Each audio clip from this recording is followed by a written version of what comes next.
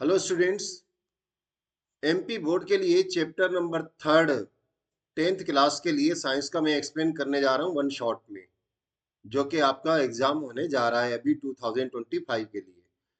इस चैप्टर को लास्ट तक देखिएगा, क्योंकि अभी स्टार्टिंग में मैं तो इसकी थ्योरी एक्सप्लेन करूंगा जो 4-5 पेजेस की है, किंतु उसके बाद आप इस बोर्ड पर देख रहे हैं थोड़े आपको लेटर छोटे दिखाई दे रहे हैं भले, किंतु मैं पूरा इनको एक एक पेज को एक्सप्लेन करते जाऊंगा। इसमें आपको 20 तक आपके एमसीक्यूज, क्योंकि इस चैप्टर से एमसीक्यूज बहुत बनते हैं, वो वाले एक्सप्लेन करूंगा। और इम्पोर्टेंस क्वेश्चन 22 करीबन वेरी शॉर्ट के इम्पोर्टेंस क्वेश्चन को भी एक्सप्लेन करूंगा। इसलिए इसको आपको लास्ट तक बने रहना है इस चैप्टर में। अब आप इसको देखिएगा, मैं एक एक करके स्टार्टिंग करने जा रहा हूँ। सबसे पहले तो मैं इनको हटा देता हूँ, इसको इधर रख देता हूँ इनको, और ये वाले भी मैं इस पेज को ले आऊंगा स्टार्टिंग वाले को, और फिर अपन एक्सप्लेन करने जा रहे हैं एक एक को करके।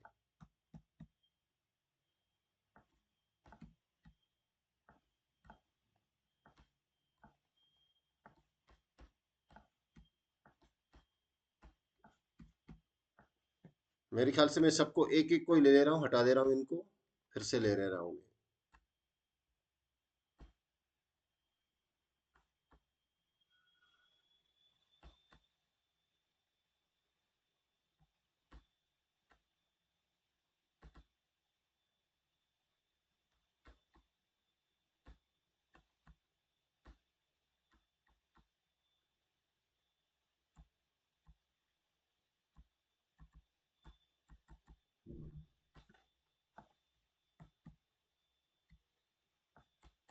इसमें फर्स्ट वाला पेज एक्सप्लेन करने जा रहा हूँ पहले।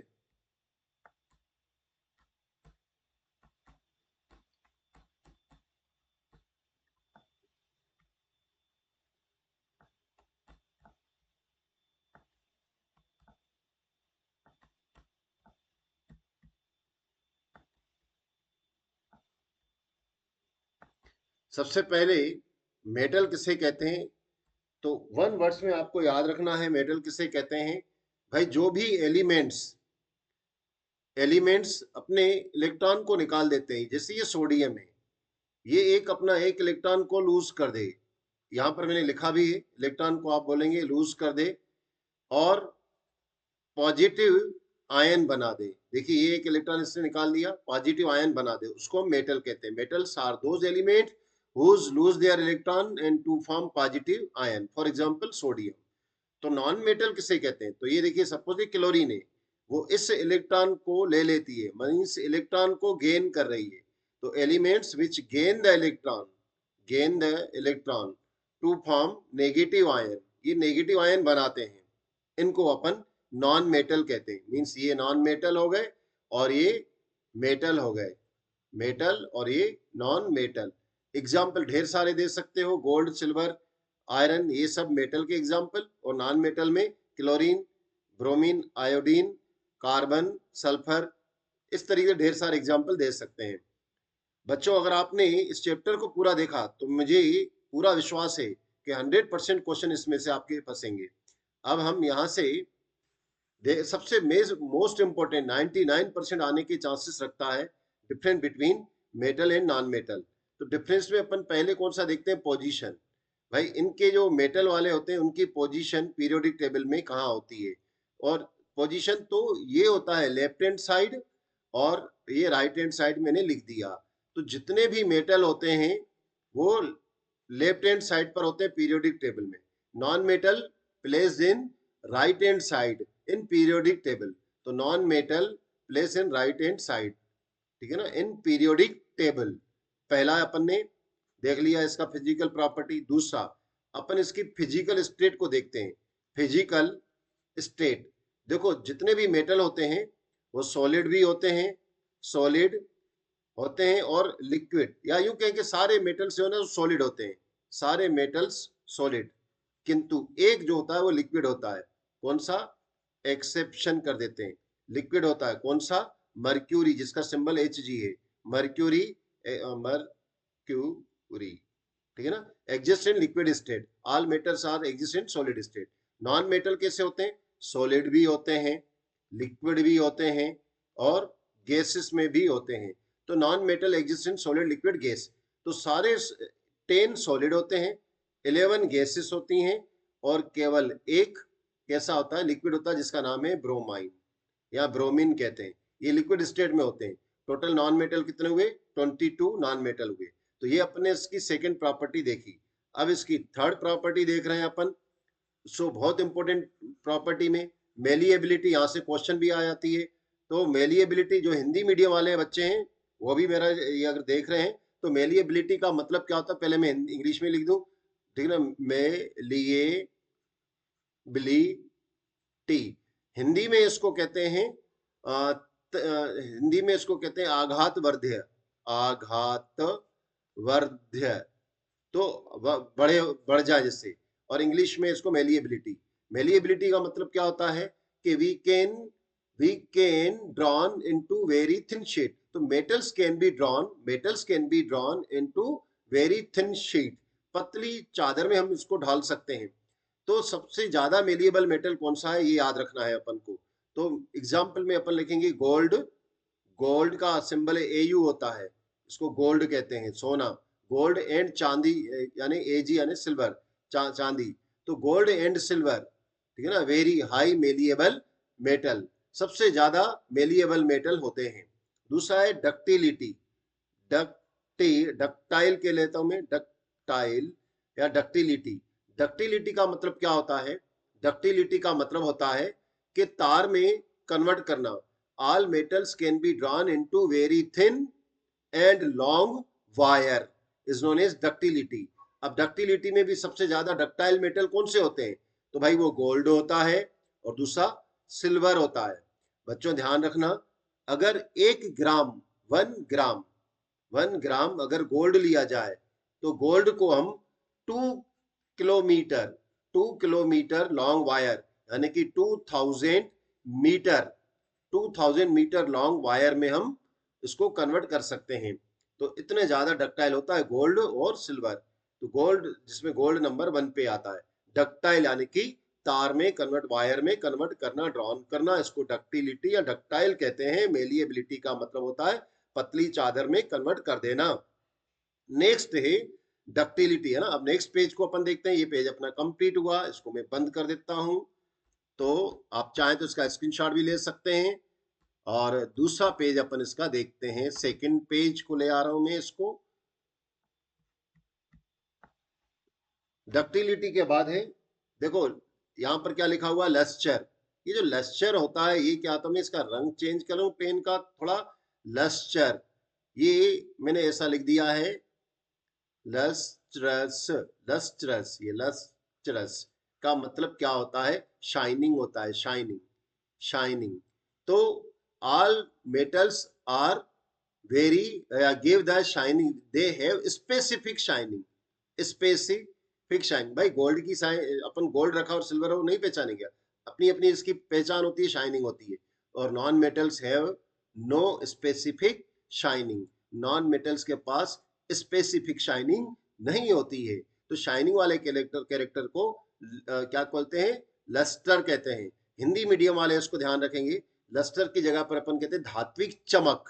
धात्विक चमक, तो धातुओं में धात्विक चमक होती है, किंतु अधातुओं में नहीं होती है। नॉन मेटल्स में शाइनिंग नहीं होती है, स्पेसिफिक शाइनिंग नहीं होती है। परंतु याद रखिए, नॉन मेटल मैं लिख देता हूँ, नॉन मेटल्स क्या होते हैं? Non metals are not lustre, बात बिल्कुल सही, नॉन लस्टरस है। किंतु इसमें एक एक्सेप्शन है, वो अपन को याद रखना पड़ेगा। मेटल में तो कोई एक्सेप्शन नहीं है, इसमें एक्शन में क्या है? आयोडीन। आयोडीन जो रहती है ना, उसमें मेटेलिक शाइनिंग होती है, आयोडीन। और दूसरा डायमंड, डायमंड, ये दोनों चमकते हैं। तो ये दो क्या है? एक्सेप्शन है। बाकी में इनमें शाइनिंग जो होता है नहीं होती है। ये हो गई थर्ड प्रॉपर्टी। अब अपन इसकी फोर्थ प्रॉपर्टी को देखें, सोनोरस। भाई सोनोरस क्या मतलब होता है? सोनोरस, सोनोरस का मतलब होता है कि वेन वी हिट मेटल, क्या अगर हम मेटल को हिट करेंगे तो क्या करेगा? It produce it produce produce sound, sound को प्रोड्यूस करता है। इस प्रॉपर्टी को अपन क्या कहते हैं? सोनोरस। तो सोनोरस, मेटल को हिट किया जाए तो वह ध्वनि यानी कि साउंड को प्रोड्यूस करता है, मेटल में प्रॉपर्टी होती है। नॉन मेटल में ये प्रॉपर्टी नहीं होती है, non metals do not produce sound, ठीक। और they are not, non metals are not sonorous, short में ये बता देंगे। तो ये सोनोरस हो गया। अब दूसरा है कंडक्टिविटी, ये भी बहुत इंपॉर्टेंट है। दो तरीके की कंडक्टिविटी देखेंगे। कंडक्टिविटी दोनों को एक साथ कर देता हूं मैं, तो कंडक्टिविटी लिख देता हूं हीट की और इलेक्ट्रिसिटी की। भाई all metals are good conductor, are good conductor, good conductor होते हैं हीट के और इलेक्ट्रिसिटी के। भाई लेड, और याद रखिएगा ये लेड है, इसका लेड एंड मरकरी, जिसका सिंबल एच जी है, mercury, both are poor conductor, poor conductor among the metals, metals में पुअर कंडक्टर होते हैं, याद रखिएगा। और जो नॉन मेटल होते हैं वो not conductor of electricity neither heat, दोनों की कंडक्टर नहीं होते हैं। किंतु नॉन मेटल में एक्सेप्शन है, कौन सा? Graphite, graphite is a good conductor. बाकी जितने भी नॉन मेटल होते हैं वो बेड कंडक्टर होते हैं, नॉन मेटल बेड कंडक्टर। ये इसमें अपने कंडक्टिविटी लिखिए जो आप इसको देख सकते हो। अच्छा, कंडक्टिविटी, ये तो मैंने कहा पुअर कंडक्टर, तो सबसे ज्यादा कंडक्टर मेटल में कौन सा होता है? सबसे ज्यादा मेटल में conductor, name the metals which are very highly conductor of heat and electricity. तो भैया याद रखिएगा, हाई कंडक्टर में पहले नंबर पे आता है गोल्ड, मतलब क्या ना, सिल्वर आता है, और दूसरे नंबर पे कॉपर आता है, कॉपर, कॉपर। तो gold and silver both are कौन से हैं? हाई कंडक्टिंग मेटल है, हाई कंडक्टिंग मेटल है, याद रखिएगा। दूसरा है अपने कंडक्टिविटी हो गई। मेल्टिंग पॉइंट और बॉइलिंग पॉइंट के बारे में बात की जाए तो भैया मेटल्स के बॉइलिंग पॉइंट कैसे होते हैं? वेरी हाई, वेरी हाई कैसा होता है? मेल्टिंग पॉइंट और बॉइलिंग पॉइंट किसका? मेटल का। परंतु याद रखिए इसमें भी एक्सेप्शन है। मेटल में अगर हम एक्सेप्शन के बारे में बात करें, मेल्टिंग पॉइंट और बॉइलिंग पॉइंट में, तो इन दो का नाम याद रखिएगा। एक का नाम है गैलेनियम, ठीक है ना, गैलियम, सॉरी, गैलियम, और दूसरा है सीजीएम, सीजी एस, सीजीएम। ये दोनों, दे है वेरी लेस मेल्टिंग पॉइंट, ध्यान रखिएगा, बहुत less, less melting point, even it melt with our heat of palm, हमारे हाथों की गर्मी पाकर भी ये पिघल जाते हैं। इतना हाथ में रखेंगे तो ये पिघल जाएंगे दोनों, जबकि ये मेटल है। इनका मेल्टिंग पॉइंट इतना कम होता है, किसका? गैलेनियम का और सीजीएम का। तो ये हो गई इसकी। अब अपन इसके हार्डनेस के बारे में बात करते हैं कि कैसे होते हैं, हार्ड होते हैं या नहीं होते हैं। तो भाई मेटल के बारे में अगर बात करें हार्डनेस के बारे में, तो हार्डनेस के बारे में बात कर रहा हूँ। हार्डनेस, ऑल मेटल्स आर कैसे होते हैं? वेरी हार्ड होते हैं, वेरी हार्ड होते हैं, किंतु इसमें भी एक्सेप्शन है। ये किसे वेरी हार्ड? कौन? मेटल्स होते हैं, मेटल। इसमें एक्सेप्शन है मेटल में जो कि हार्ड नहीं होते हैं। कौन कौन से होते हैं बता सकते हो? तो एक होता है सोडियम, दूसरा होता है पोटेशियम, तीसरा होता है लिथियम। ये सो सॉफ्ट, सो सॉफ्ट है, we can cut it, we can cut it, cut it by knife, knife से हम इसको, इनको काट सकते हैं। तो ये अपन को ध्यान रखना है इनके हार्डनेस के बारे में। अब ये तो ये हार्डनेस के बारे में बात हो गई, मेल्टिंग पॉइंट भी हो गया, बॉइलिंग पॉइंट भी हो गया, हार्डनेस भी हो गया, है ना, ये इसकी फिजिकल प्रॉपर्टी। अब हम इनकी केमिकल प्रॉपर्टी के बारे में बात कर रहे हैं, केमिकल प्रॉपर्टीज। एक क्वेश्चन पक्के में बनता है, फिजिकल और केमिकल या तो डिफरेंट में बनता है। केमिकल प्रॉपर्टी में पहले नंबर पे देखो, रिएक्शन में तो ऑक्सीजन लिखा हुआ है, मैं भी यहाँ पर यही सही कर देता हूँ, रिएक्शन विथ ऑक्सीजन। अब देखो इसका एग्जाम्पल दे रहा हूं, पहले एग्जाम्पल दे दूं तो ज्यादा अच्छा है। ये सोडियम है, इसकी ऑक्सीजन से रिएक्ट करवा रहे हैं, तो भाई इसको अपन को बैलेंस करके चलना पड़ेगा। ये बना देगा 2 Na2O, ठीक है ना, तो 4, हाँ ये हो गया। और इसको जब अपन Na2O को जब पानी में घोल देते हैं, H2O में घोल देते हैं, तो आप प्रीवियस मेरे लेक्चर में पढ़ के आए हो कि ये NaOH बना देगा, यानी कि सोडियम हाइड्रोक्साइड बना देगा। ये OH आ गया, मतलब क्या हुआ? इसने बेस बना दिया है, बेस। तो क्या हो जाएगा इनकी पहली रिएक्शन में कि metals react with oxygen to form basic oxide, to form basic oxide, ये अपन बता देंगे। और नॉन मेटल का एग्जाम्पल देख लेते हैं। भाई ये नॉन मेटल का एग्जाम्पल दे देता हूँ। ये सल्फर है और ये ऑक्सीजन से रिएक्ट करता है, तो ये सल्फर डाइऑक्साइड बना देता है। ये कैसी होती है? एसिडिक नेचर की होती है। एसिडिक एसिडिक ऑक्साइड बना देते हैं। ऑक्साइड जैसे इनको पानी में घोल दिया जाए, यानी सल्फर डाइऑक्साइड को पानी में घोल दो तो क्या बना देगा? सल्फ्यूरस एसिड H2SO3 बना देगा, मतलब एसिड बना देगा। इसका नाम क्या है? Sulphurous acid. इसका मतलब है कि एसिडिक नेचर के होते हैं। तो पहला डिफरेंस क्या है कि metals form basic oxide, non metals form acidic oxide. ये पहला इनका डिफरेंस मैंने डिटेल बता दिया, किंतु नोट्स में छोटा सा ही लिखा हुआ है। ठीक है ना? आप तो इतना ही लिख के आ जाएंगे तो भी चलेगा। Metals form basic oxide, non metal form acidic oxide. दूसरा, metal react with water to form metallic oxide and hydroxide and release hydrogen gas. देखते हैं भाई, मेटल है ना, रिएक्शन विथ, ऐसा लिख देता हूं मैं, रिएक्शन विथ वाटर। तो जो है वेरी हाईली रिएक्टिव मेटल्स, कैसे? जैसे सोडियम है, ये डायरेक्टली पानी से रिएक्ट करेगा। पानी से रिएक्ट करके क्या बना देगा? पानी से रिएक्ट करके ये बना देगा सोडियम ऑक्साइड बना देगा या सोडियम हाइड्रोक्साइड बना देगा, और हाइड्रोजन गैस को जरूर रिलीज करेगा। हाइड्रोजन गैस को रिलीज करता है। तो इस तरीके से metals react with water to form metallic oxide और हाइड्रोक्साइड, रिलीज हाइड्रोजन गैस। तो नॉन मेटल क्या करते हैं? भाई नॉन मेटल भी यही करते हैं। नॉन मेटल जो है ना, परंतु नॉन मेटल रिएक्ट नहीं करते, sorry, non metals do not, मैं लिख देता हूं, non metals do not react with water, H2O। H2O से ये रिएक्ट नहीं करते हैं। तो ये अपने दो डिफरेंस हो गए इसके, है ना। अब थर्ड डिफरेंस भी देख लेते हैं। पेज, चलो पेज पहले हटा दें, फिर थर्ड डिफरेंस को देखते हैं।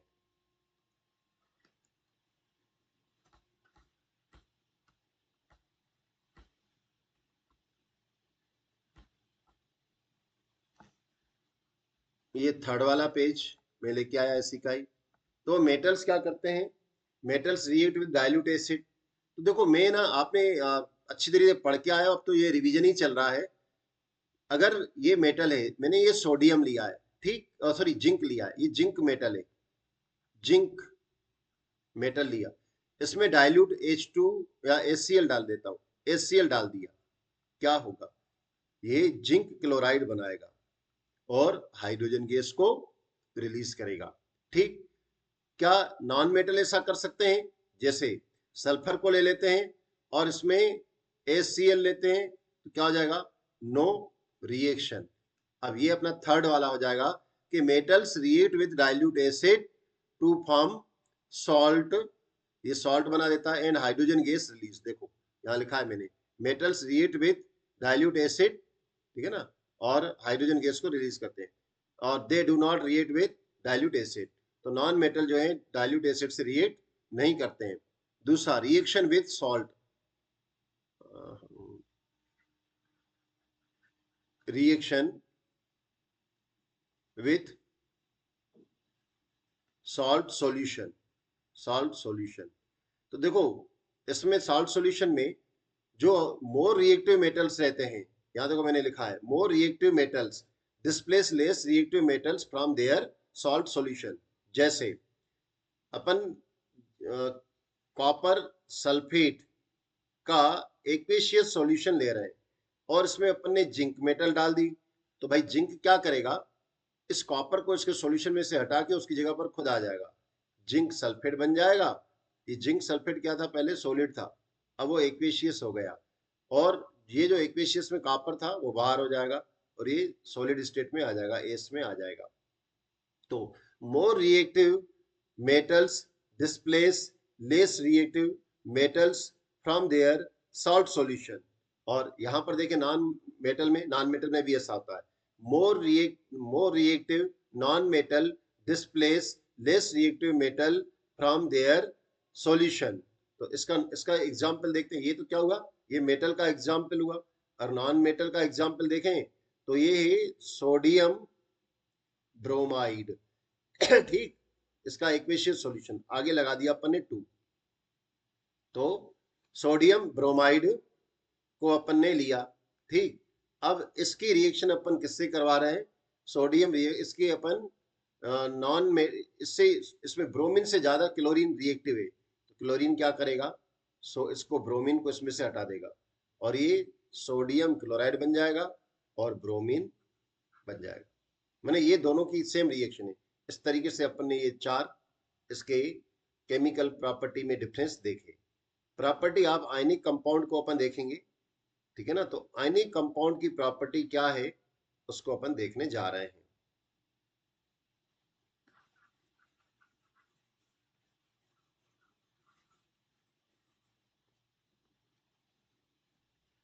आयनिक कंपाउंड की प्रॉपर्टी सबसे पहले कैसे होते हैं आयनिक कंपाउंड, आपने देखा है पहले। चलिए एक एग्जांपल ले लेता हूं मैं, उससे आपको समझ में आ जाएगा। नमक, कॉमन सॉल्ट, NaCl, ठीक है ना, ये आयनिक कंपाउंड है। तो कैसे होते हैं, ionic compounds are very hard due to electrostatic force of attraction. जैसे ये सोडियम और ये क्लोरीन है, इसमें पॉजिटिव चार्ज होता है, इसमें नेगेटिव चार्ज होता है। तो इनके चार्ज के कारण इनके बीच में हाईली इलेक्ट्रोस्टैटिक फोर्स होता है, इलेक्ट्रोस्टैटिक फोर्स ऑफ अट्रैक्शन होता है, जिसके कारण ये बहुत तेजी से वेरी हार्डली कंबाइन होते हैं, इसलिए बहुत हार्ड होते हैं। दे आर ब्रिटल, ब्रिटल मतलब ठोकोगे, हिट करोगे तो चूरा बना देगा। दे आर ब्रिटल, ये ब्रिटल होते हैं। They are poor conductor of, poor conductor, ये पुअर कंडक्टर होते हैं हीट के और इलेक्ट्रिसिटी के। किंतु इन सॉलिड स्टेट में, किंतु अगर अपन इनको लिक्विड में कन्वर्ट कर दें, मतलब ये सोडियम क्लोराइड है तो ये पुअर कंडक्टर है, किंतु इसको अगर हम लिक्विड में कन्वर्ट कर दें यानी मेल्ट कर दें, और या इसको पानी पानी में घोल दें, तो पानी में घोल देंगे तो क्या हो जाएगा, ये Na+ हो जाएगा, ये Cl- हो जाएगा, यानी कि ये अलग अलग आयन में आ जाएंगे, और आयन में आने के कारण क्या हो जाएगा, ये मूव करने लगेंगे ड्यू टू द मूविंग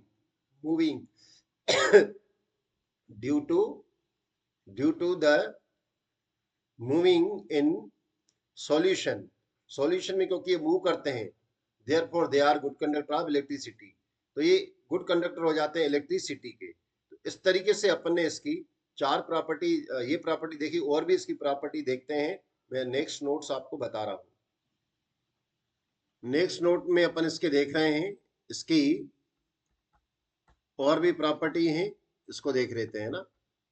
जैसे इनका मेल्टिंग पॉइंट के बारे में बात की जाए, मेल्टिंग पॉइंट और बॉइलिंग पॉइंट, तो मेल्टिंग पॉइंट और बॉइलिंग पॉइंट इनके कैसे होते हैं, किसके, आयनिक कंपाउंड के बहुत ज्यादा होते हैं, ठीक है ना।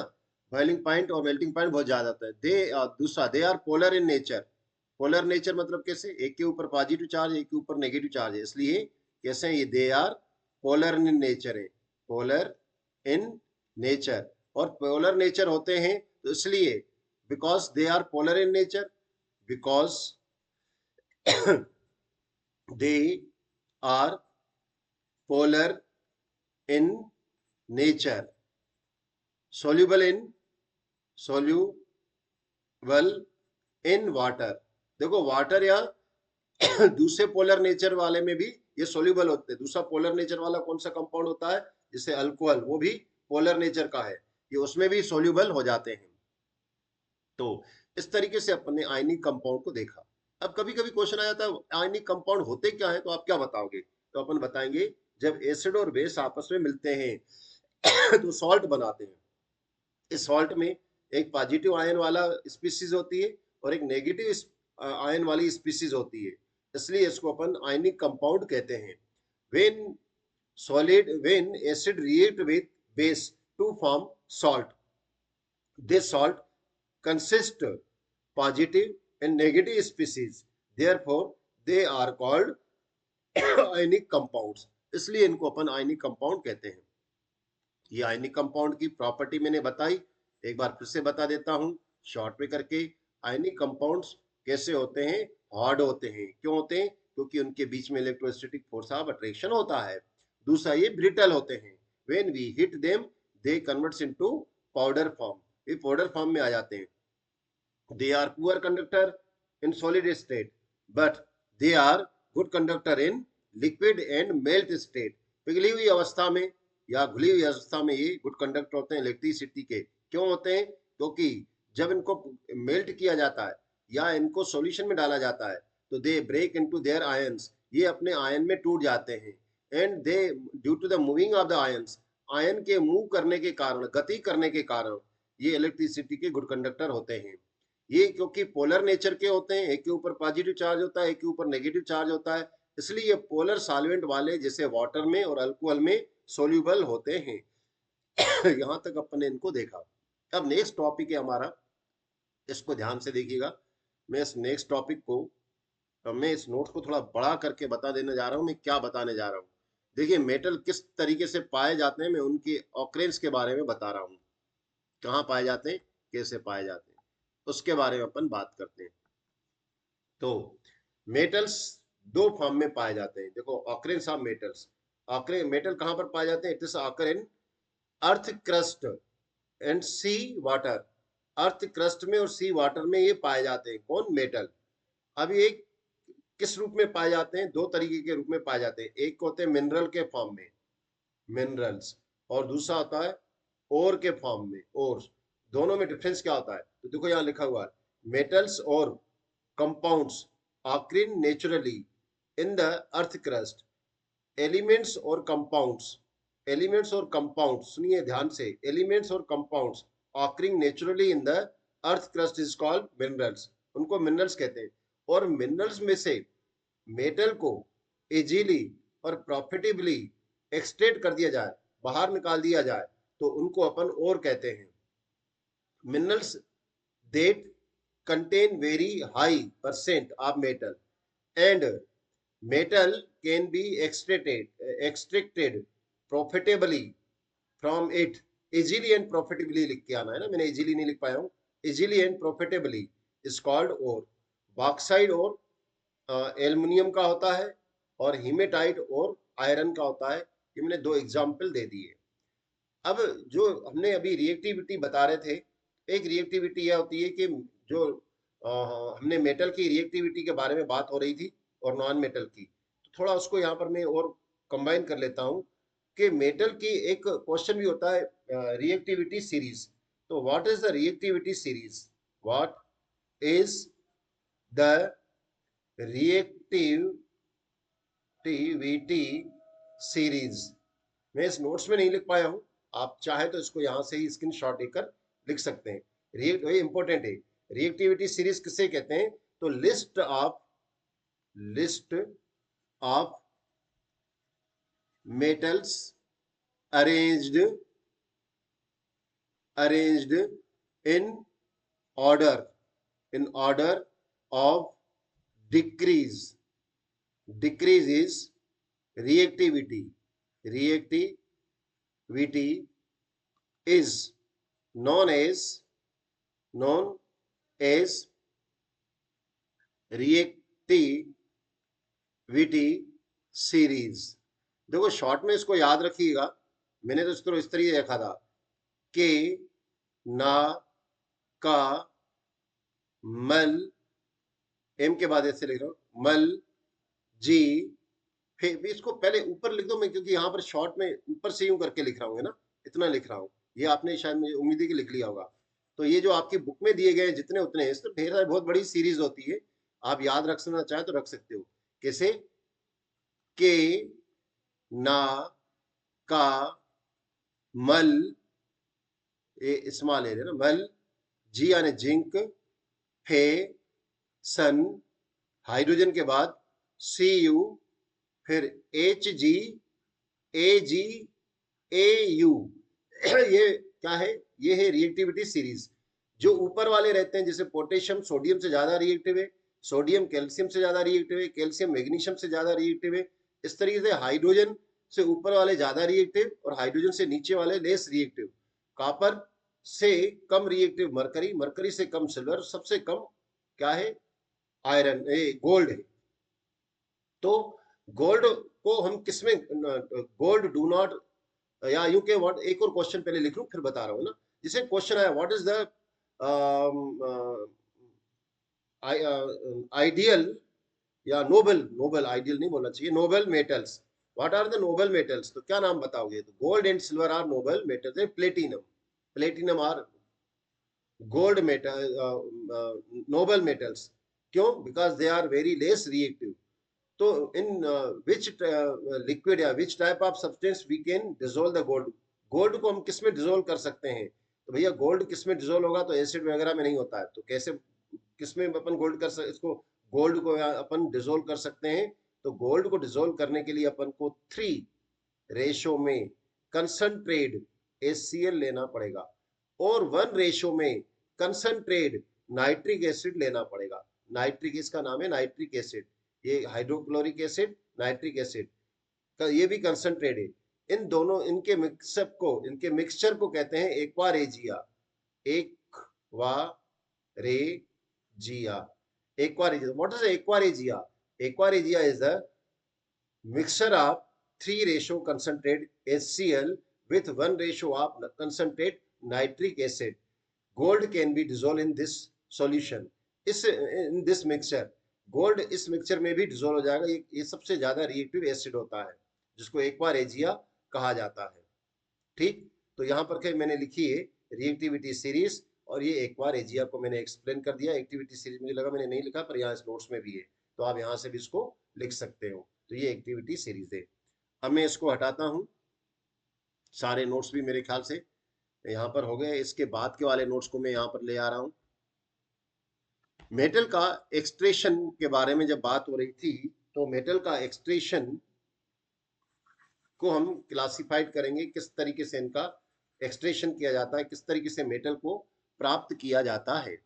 मेटल को प्राप्त करने के लिए मैंने एक फ्लो चार्ट बनाया है, आप उसको देख लीजिए।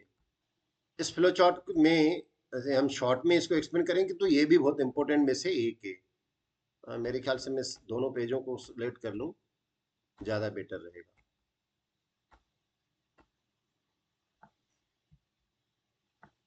अब इसमें पहले अपन ये वाला ले रहे हैं, यहाँ पे लेके मैं इसको बड़ा कर रहा हूँ।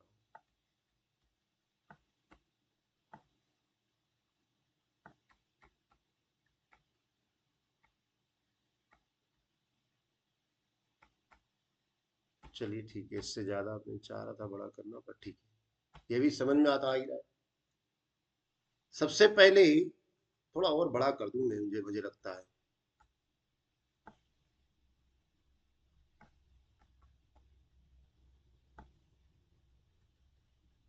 हाँ, अब क्लियर हो रहा है।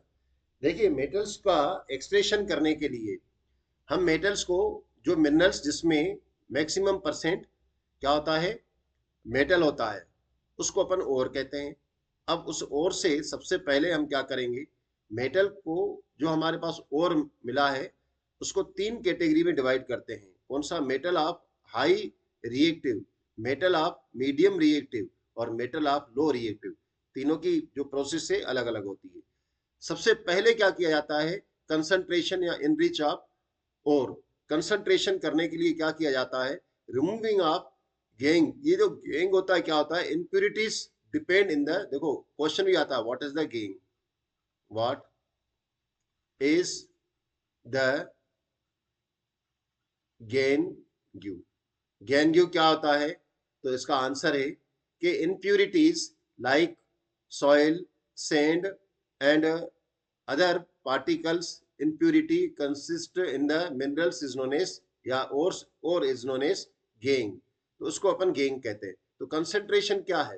Concentration means removing of gangue particles from the ore is known as concentration. ठीक है ना, उसको अपन कंसंट्रेशन कहते हैं। सबसे पहले, अब ये तो पहले ये हुआ कंसंट्रेशन करना, ये गैंग भी आपको समझ में आ गया। मेटल ऑफ हाई रिएक्टिव, इसको कैसे निकाला जाता है? हाई रिएक्टिव मेटल होते हैं, तो उसको इलेक्ट्रोलाइटिक प्रोसेस के थ्रू निकाला जाता है, मोल्ड करके, और प्योर मेटल मिल जाता है। अब इसको लिखने के लिए आ जाए तो डायग्राम बना दीजिएगा, बहुत बढ़िया सुंदर सा डायग्राम बना दीजिएगा आप, है ना। और लिखने का तरीका भी मैं शॉर्ट में बता देता हूँ फटाफट। क्या करेंगे अपन, ये लिया अपन ने, इसमें एक सेल लेते हैं और इसमें एक मेटल की रॉड लगा देते हैं, और एक उस मेटल की रॉड लेते हैं जिसको में प्योर मेटल निकालना होता है। जैसे इनप्योर है, इनप्योर वाले की एक वो राड अपन ने यहाँ लगा दी, और इसमें अपन ने जिस मेटल को निकालना होता है उस मेटल के इनप्योर मेटल को गला देते हैं। जैसे हमें सोडियम निकालना है तो सोडियम को मेल्ट स्टेट में ले आते हैं, और फिर इसमें हम क्या करते हैं, इलेक्ट्रिक करंट पास करते हैं। तो ये नेगेटिव टर्मिनल जिसको अपन कैथोड कहते हैं, मान लेते हैं नेगेटिव है, और ये पॉजिटिव टर्मिनल जिसको अपन एनोड कहते हैं, एनोड कहते हैं, और इसको अपन इलेक्ट्रिक करंट से जोड़ देते हैं, ये पॉजिटिव से और बैटरी के नेगेटिव सिरे से। तो क्या हो जाएगा कि जो मेटल मेल्ट मेल्ट कर दिया अपन ने किसको, इसके सॉल्ट को या इसके इसके ओर को, किसके हाईली रिएक्टिव मेटल के, तो इसका जो मेटल रहेगा वो मेल्ट पोजीशन में क्या हो जाएगा, आयन में आ जाएगा, और वो नेगेटिव की साइड जाएगा और वहां पर जाके इकट्ठा हो जाएगा, कैथोड पे इकट्ठा हो जाएगा। इस प्रोसेस के थ्रू, इसको कहते हैं इलेक्ट्रोलाइसिस प्रोसेस। तो इलेक्ट्रोलाइसिस प्रोसेस के थ्रू हम हाईली रिएक्टिव मेटल को ओर में से सेपरेट कर सकते हैं। अब इसको लिखने के लिए आएगा तो कैसे लिखेंगे, तो अपन लिखेंगे we know that highly reactive metals separated from the ore by the electrolysis process. बेटा आधे नंबर तो यही मिल जाएंगे, इलेक्ट्रोलाइसिस प्रोसेस लिख दिया तो। फिर ये डायग्राम बना दिया तो लगभग सारे नंबर समझ लो आपकी झोली में आ गए। फिर बस इसमें लिखना होता है कि when we use the two electrode, one is the cathode and negative and aid by the battery. So when we pass the current, then metal move towards the cathode and deposit on the cathode. In such a way, we extract the highly pure metal from their ores. हो गया question का answer. अच्छे number मिल जाएंगे, ये तीन process भी अपन लिख देंगे। अब ये मैंने पहले ही एक्सप्लेन कर दी, अब उसके बाद वाली एक्सप्लेन करने जा रहे हैं, सेकेंड वाली एक्सप्लेन करने जा रहा हूँ। सेकेंड वाली में क्या है, metals of medium reactive. Medium reactive metals जैसे जिंक है, आयरन है, लेड है, इसको अलग करने के लिए क्या किया जाता है, तो ये दो तरीके से अपन को मिलते हैं। वैसे तो ये तीन तरीके से अपन को मिलते हैं, परंतु अभी यहाँ पर दो तरीके से अपन को ये इसके ओर मिलते हैं। एक तो कार्बोनेट वाले ओर मिलते हैं, कार्बोनेट और यानी कि होता है किंतु उसमें कार्बोनेट होता है। दूसरे में और होता है जिसमें सल्फाइड होता है, जैसे ये जिंक सल्फाइड इसका एग्जाम्पल यहाँ पर दे रहा है, और यहाँ पर जिंक कार्बोनेट दे रहा है। तो इनको अलग करने के लिए क्या किया जाता है, इनको अलग करने के लिए सबसे पहले इनको ऑक्साइड में कन्वर्ट करना पड़ता है। तो ऑक्साइड में कन्वर्ट करने के लिए क्या करना पड़ता है, कार्बोनेट ओर को, जैसे एग्जाम्पल लेके चल रहे हैं अपन जिंक कार्बोनेट, तो कार्बोनेट ओर को गर्म किया जाता है, heat the carbonate ore in the absence of, ये याद रखिएगा, एब्सेंस या insufficient air, absence, they converts into metal oxide या और कन्वर्ट्स इनटू ऑक्साइड, और ये कार्बन डाइऑक्साइड निकल जाएगी। This process known as calcination. Calcination, इस प्रोसेस को अपन कैल्सिनेशन कहते हैं। अब कैल्सिनेशन और इसको क्या कहते हैं, तो व्हेन मेटल रिएक्ट विद, ठीक है ना, in the presence of oxygen, presence of oxygen है एयर की, प्रेजेंस लिख देते हैं, प्रेजेंस, प्रेजेंस ऑक्स एयर, ठीक है ना, टू फॉर्म मेटल ऑक्साइड, ये सल्फर डाइऑक्साइड निकल जाएगी। इस प्रोसेस को अपन क्या कहते हैं, तो इस प्रोसेस को अपन रोस्टिंग प्रोसेस कहते हैं, रोस्टिंग, ठीक है ना, रोस्टिंग। तो एक होता है रोस्टिंग और दूसरा होता है कैल्सिनेशन। तो कैल्सिनेशन प्रोसेस क्या है, व्हाट इज द कैल्सिनेशन, तो वन वर्ड में आंसर, व्हेन कार्बोनेट और या और heated in the absence of or insufficiency of air to converts into ore oxide is known as calcination. What is the roasting, when metal ore या ore heated in the presence of air and converts ore into oxide is known as roasting. इसको roasting कहते हैं। तो ये depend करता है कि अगर कार्बोनेट होगा तो कौन सा रोस्टिंग प्रोसेस यूज करनी है या कौन सी, वो डिपेंड करता है कि और कार्बोनेट वाला है या सल्फाइड वाला है। अब ये ऑक्साइड में जब मेटल कन्वर्ट हो जाता है तो फिर क्या किया जाता है, ये मेटल ये ऑक्साइड में सपोज आ गया, ऑक्साइड में आ गया, उसके बाद क्या किया जाता है, इसका रिडक्शन किया जाता है। जैसे ये जिंक है, इसका रिडक्शन अपन करने जा रहे हैं। रिडक्शन करने के लिए या तो कार्बन लेंगे यानी कोक यूज करेंगे, ठीक है ना, तो क्या हो जाएगा, ये जिंक ऑक्साइड हो जाएगा, कार्बन मोनोऑक्साइड निकल जाएगी। तो नेक्स्ट प्रोसेस होती है रिडक्शन, रिडक्शन किया जाता है, ये रिडक्शन यहाँ पर हो गया ना, ये नेक्स्ट रिडक्शन। उसके बाद प्यूरिफिकेशन के लिए इसका भी इलेक्ट्रोलाइसिस प्रोसेस की जाती है, जैसे मैंने पहले बताई वैसी ही, और थोड़ा सा इसमें डिफरेंस है। अपन मान लेते हैं जिंक की जगह कॉपर मान लेते हैं कि भाई अपने पास कॉपर का ऑक्साइड अपन को मिल गया, ठीक, फिर कॉपर के ऑक्साइड को अपन ने कार्बन के साथ गर्म किया तो अपन को कॉपर प्योर मिल गया और कार्बन मोनोऑक्साइड निकल गया। अभी भी ये पूरा प्योर नहीं है, तो अपन क्या करने जा रहे हैं, अपन इसका इलेक्ट्रोलाइसिस करने जा रहे हैं। तो इलेक्ट्रोलाइसिस करने के लिए क्या करना पड़ता है इसका, इसको रिफाइनिंग कहते हैं, है ना। तो रिफाइनिंग, इलेक्ट्रोलाइसिस प्रोसेस यानी रिफाइनिंग करने जा रहे हैं अपन। इसमें क्या करेंगे, कॉपर की एक पतली प्योर कॉपर की, है ना। तो प्योर मेटल रॉड, और इसको अपन नेगेटिव टर्मिनल से जोड़ देते हैं, यानी कि ये कैथोड कहलाती है, कैथोड।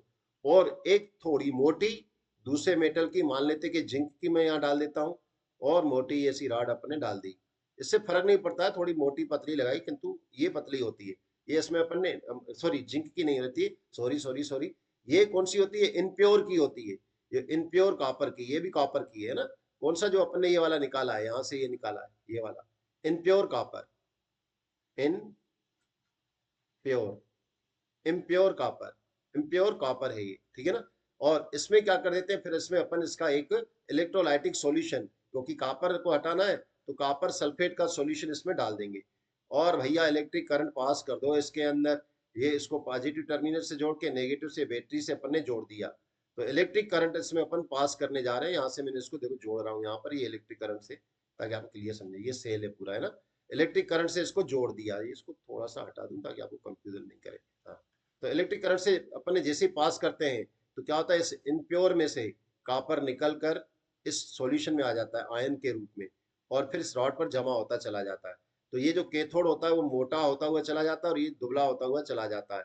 यानी कि मेटल, इनप्योर में से प्योर मेटल निकल कर इसके सॉल्यूशन में आ जाता है, और इस पतली इसकी कॉपर की रॉड पे इकट्ठा हो जाता है, और इस तरीके से प्योर मेटल अपन को प्राप्त हो जाता है। किंतु इस प्योर मेटल के प्राप्त होने के साथ साथ मालूम है क्या होता है, इसके नीचे, यहाँ पर इसके नीचे, किसके, कैथोड के नीचे, कैथोड के नीचे इकट्ठा हो जाता है मेटल, कैथोड, इसके सॉरी कैथोड के नीचे कह रहा हूं मैं, थोड़ा सा सॉरी, ये एनोड के नीचे, इस एनोड के नीचे क्या हो जाता है, इकट्ठा हो जाता है ढेर सारा।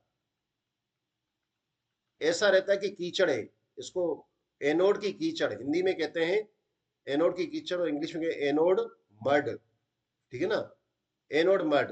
व्हेन वी रिफाइनिंग या electrolysis the electrolysis the metal, then some valuable mixture या particles deposit in the below of the anode which is known as anode mud। इसको एनोड मड कहते हैं। भैया ये एनोड मड कीचड़ है, किंतु बहुत काम की है, इसमें वैल्यूएबल मेटल होते हैं, जैसे गोल्ड वगैरह, कॉपर के एक्सट्रैक्शन में गोल्ड वगैरह इसके नीचे पाया जाता है, ये तो बहुत इंपॉर्टेंट मानी जाती है। तो इसको अपन एनोड मड के नाम से जानते हैं। तो इस तरीके से अपन जो है मेटल जो कि मीडियम रिएक्टिव होते हैं उनको एक्सट्रैक्ट करते हैं। तो ये इसको अपन कहते हैं purification through the electrolytic process. तो इस तरीके से अपन ने मेटल का एक्सट्रैक्शन कर दिया। अब बात हो रही है, फिर से एक बार शॉर्ट में बता दूं, क्या होता है जो मीडियम वाले होते हैं उनको या तो अपन कैल्सिनेशन, पहले तो कंसंट्रेशन सबका करना होता है, पहले कंसंट्रेशन, फिर कैल्सिनेशन या रोस्टिंग करना होता है, रोस्टिंग। उसके बाद क्या करना होता है, रिडक्शन करना होता है। रिडक्शन में अपन को कार्बन लेना पड़ता है या कोक। रिडक्शन के बाद क्या करना होता है, प्यूरिफिकेशन करना होता है। प्यूरिफिकेशन किसके थ्रू करना होता है, इलेक्ट्रोलाइटिक प्रोसेस के थ्रू। अब जो लो रिएक्टिव मेटल होते हैं उनको कैसे सेपरेट किया जाता है उसको देख लेते हैं अपन फटाफट। तो लेस रिएक्टिव मेटल को सेपरेट करने के लिए हमें, जैसे गोल्ड है, सिल्वर है या कॉपर है, इसको कैसे निकाल दिया जाए। गोल्ड को तो छोड़ो, क्योंकि गोल्ड का कोई मिनरल नहीं होता है, और नहीं होता है, गोल्ड का कोई और नहीं होता है, गोल्ड फ्री स्टेट में पाया जाता है। तो कॉपर को और सिल्वर को अगर हटाना होता है तो उसके लिए क्या किया जाता है, रोस्टिंग किया जाता है, मेटल का ऑक्साइड बन जाता है। फिर वही रिडक्शन हमने बता दिया। फिर मेटल का इम्प्यूरिटी प्रोसेस, रिफाइनिंग प्रोसेस लगभग सेम होती है इसमें। तो इस तरीके से इसका भी अपन सेपरेशन करते हैं। तो ओर्स को सेपरेशन करने की ये प्रोसेस मैंने आपको बताई। अब इसमें जो रिफाइनिंग प्रोसेस है मैंने एक्सप्लेन ऑलरेडी हालांकि कर चुका हूं मैं, एक बार थोड़ा सा इसको देख लो। ये इसको रोस्टिंग में और कैल्सिनेशन में क्या डिफरेंस है, और ये जो मैंने अभी रिफाइनिंग प्रोसेस बताई है उसको भी थोड़ा एक शॉर्ट में देख लो। और मैंने एक्चुअली एक्सप्लेन तो पूरा कर दिया है, फिर भी देख लो। पहले अपन इसका देख रहे हैं रोस्टिंग प्रोसेस में इसमें क्या डिफरेंस होते हैं। देखो यहाँ पर आपको क्लियर दिखाई देता है कि रोस्टिंग क्या होता है। It is done for carbonate और, ये कार्बोनेट और के साथ होती है और ये सल्फाइड और के साथ होती है। इसको हीटिंग किया जाता है एयर की एब्सेंस में, इसको रोस्टिंग में एयर की प्रेजेंस में हीट किया जाता है। कार्बन डाइऑक्साइड गैस रिलीज होती है इस प्रोसेस के थ्रू और इसमें सल्फर डाइऑक्साइड गैस निकलती है, रिलीज होती है ऑक्साइड बनाने की प्रोसेस में। ये इनमें डिफरेंस है। एक बार फिर से मैं शॉर्ट में के बता देता हूँ। जो कैल्सिनेशन होता है, बहुत इंपॉर्टेंट क्वेश्चन में से एक है कैल्सिनेशन, और यहाँ पर अपन रोस्टिंग के बारे में बात करते हैं। तो भाई ये एब्सेंस में होती है किसके, ऑक्सीजन के या एयर के, और ये प्रेजेंस में होती है किसके, ऑक्सीजन के। और दूसरी, इसमें कार्बन डाइऑक्साइड गैस निकलती है, इसमें सल्फर डाइऑक्साइड गैस निकलती है। ठीक। और ये जो है इसमें कार्बोनेट और होते हैं, इसमें कार्बोनेट और के साथ ये की जाती है, और ये सल्फाइड ओर्स के साथ की जाती है। ये इनमें डिफरेंस होता है।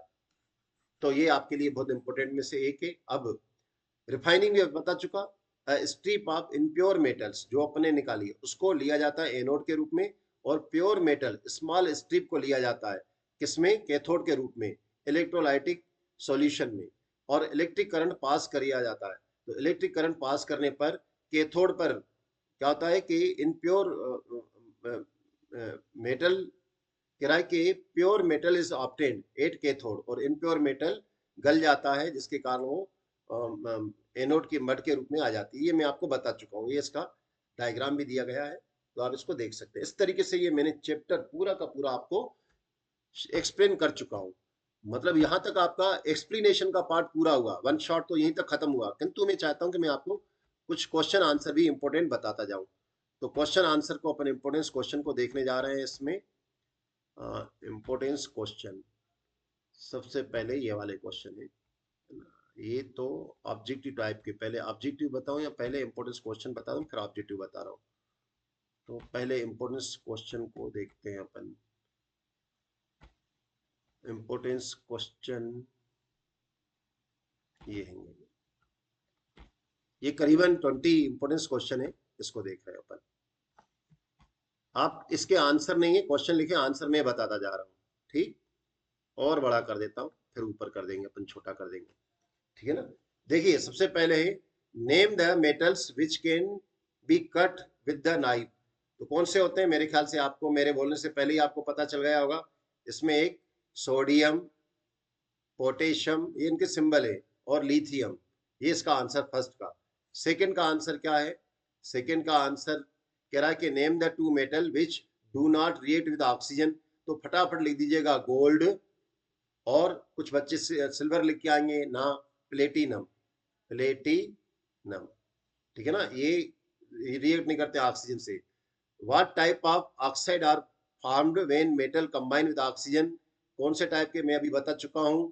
तो क्या नाम बताएंगे, बेसिक ऑक्साइड बनाते हैं, बेसिक ऑक्साइड। और एसिड नॉन मेटल कौन से बनाते हैं, नॉन मेटल एसिडिक ऑक्साइड बनाते हैं। Name two metal which are poor conductor of heat. भाई मेटल जो पुअर कंडक्टर होते हैं हीट के, जल्दी नाम सोचिए कौन से होते हैं। एक तो मैंने आपको लेड बताया, लेड, और दूसरा मरकरी, मरकरी। ठीक, मरकरी का Ag सिंबल होता है, लेड का सिंबल Pb होता है। दूसरा, name metals which are best conductor of heat. Heat और हीट के और इलेक्ट्रिसिटी के बेस्ट कंडक्टर होते हैं मेटल। कुछ बच्चे लिख के आएंगे गोल्ड एंड सिल्वर, ना, गलत हो जाएगा आपका।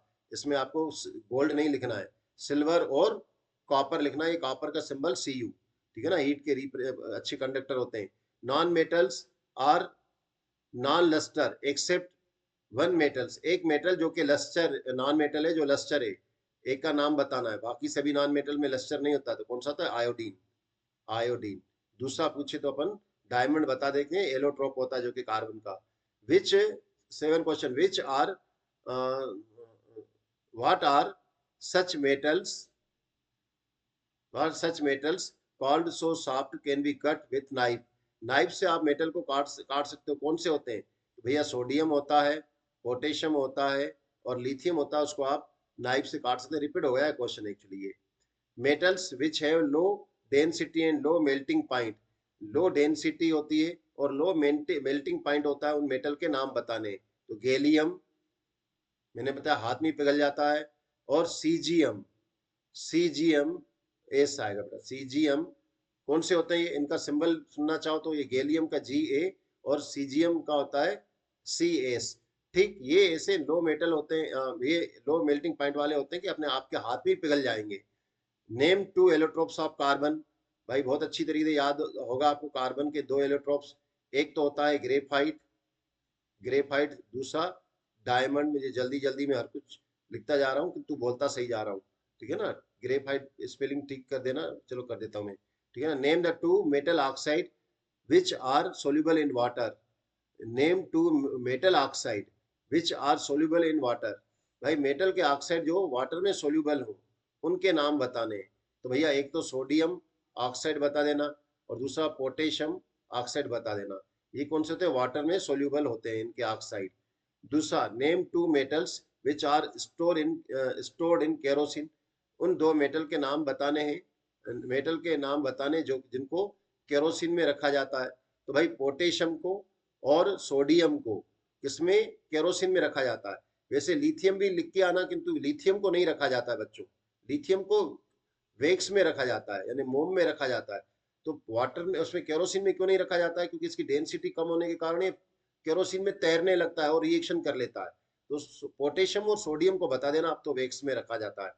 व्हाट आर आयनिक कंपाउंड, मैंने आपको बता दिया है आयनिक कंपाउंड को, और फिर से क्वेश्चन आ जाए कि आयनिक कंपाउंड कौन से होते हैं, तो अपन बताएंगे कि compound which contain, compounds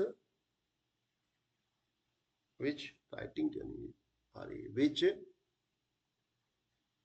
which contains positive and negative ions, negative ions are called ionic compounds, ऐसा बता सकते हो।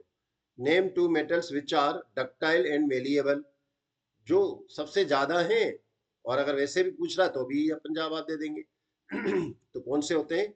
गोल्ड और सिल्वर का नाम लिख के आया ना आप तो, वैसे तो सारे मेटल सिल्वर, डक्टाइल तो ये अमंग बेस्ट डक्टाइल और मेलिएबल होते हैं। तो यहां तक अपने, मैंने ये 13 तक एक्सप्लेन कर दिए। अब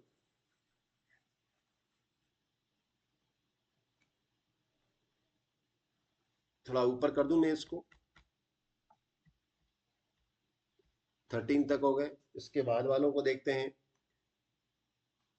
कह रहा है कि नेम मेटल्स विच आर हो गए, विच और are converted into metal oxide by calcium, calcium के थ्रू कौन से मेटल को हम उसके ऑक्साइड में कन्वर्ट कर सकते हैं? तो कैल्सिनेशन के थ्रू कौन से मेटल को हम ऑक्साइड में कन्वर्ट कर देते हैं? ठीक, पेन क्यों नहीं चल रही? हाँ, क्या है? Name the metals, name the metals convert into, calcium लिखा हुआ है, which ores are converted into metal oxide by calcium लिखा हुआ है, ये थोड़ा गलत लिखा है ना?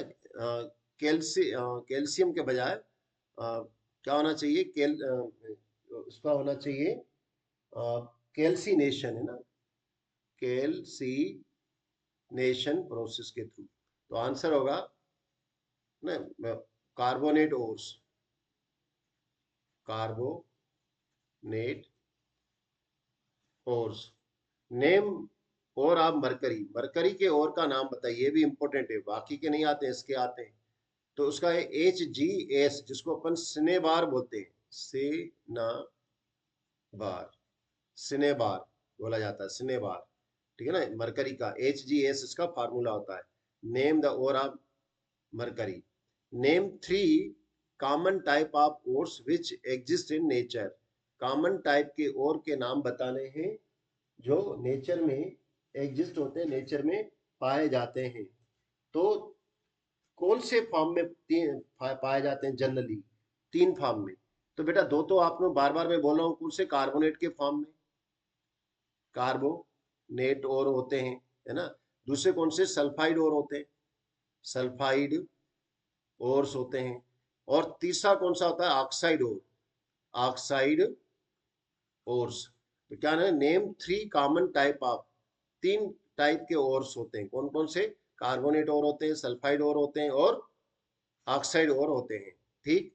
दूसरा है व्हाट इज गेंगू? गेंगू क्या होता है? Impurity content, impurity, impurity content, impurity कौन से?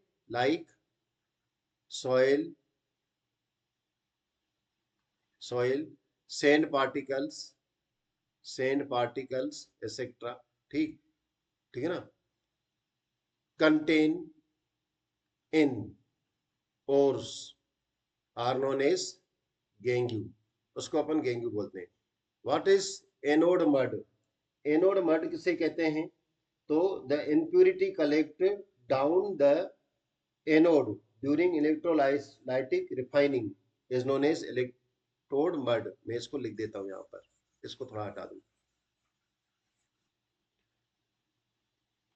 क्या था ये? क्या होता है कि इम्प्यूरिटी होती है जो कि इम्प्यूरिटी इकट्ठी होती है किसके? एनोड के नीचे, उसको अपन एनोड मड कहते हैं। Impurity collected down, the impurities collected down of the, या below the anode, anode during refining या electrolysis, electrolysis known as anode mud. What is rusting? So when iron react with moisture of air or oxygen to form brown colored, to form brown colored compound is known as rust. ये पिछले video में भी मैं explain इसको detail कर चुका हूँ। Give one use of calcium carbonate, calcium chloride, calcium chloride का एक यूज बताना है। तो देखो कैल्शियम क्लोराइड का जनरली कहाँ यूज होता है? एनहाइड्रस लिखा होना चाहिए इस क्वेश्चन में, थोड़ा गलत लिखा है। Anhydrous, calcium anhydrous calcium chloride का यूज होता है remove the moisture, removing moisture, ठीक है ना। इसको मॉइस्चर को रिमूविंग करने के लिए इसका यूज होता है। Name 2 heavy metals. आप शायद यहाँ पर हेवी मेटल्स का आ गया, नेम 2 हेवी मेटल्स, शायद आप लिख के आते आयरन वगैरह कुछ ऐसे लिख के आते हैं, परंतु नहीं। याद रखिएगा हेवी मेटल में आपको एक नाम रखना है लेड, ठीक है ना, एंड क्रोमियम, इनको बोला जाता है हेवी मेटल, क्रोमियम, ठीक है ना, ये हेवी मेटल है। Name the solution used to dissolve gold in it. तो क्या है? एक्वा रेजिया, एक्वा रे रेजिया, जी है ना, रेजी, एक्वा रेजिया क्या होता है?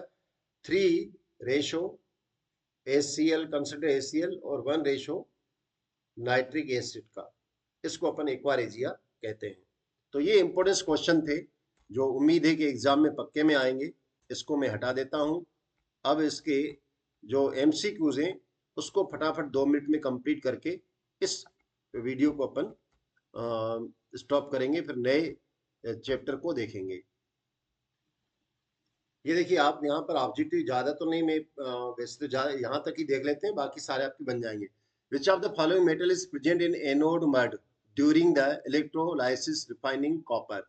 कॉपर को रिफाइनिंग करते समय, कॉपर को रिफाइनिंग, मैंने इसलिए कॉपर लिया था, मैंने कहा कि मैं एनोड मड आपको बता सकूं। तो इस एनोड मड में कौन से मेटल होता है एनोड मड में इसकी रिफाइनिंग करते समय? तो इसका आंसर क्या होना चाहिए? इसका आंसर है डी, ठीक है ना। इसका आंसर है वैसे तो आयरन भी होता है, गोल्ड भी होता है, गोल्ड, सी सही है इसका आंसर, गोल्ड।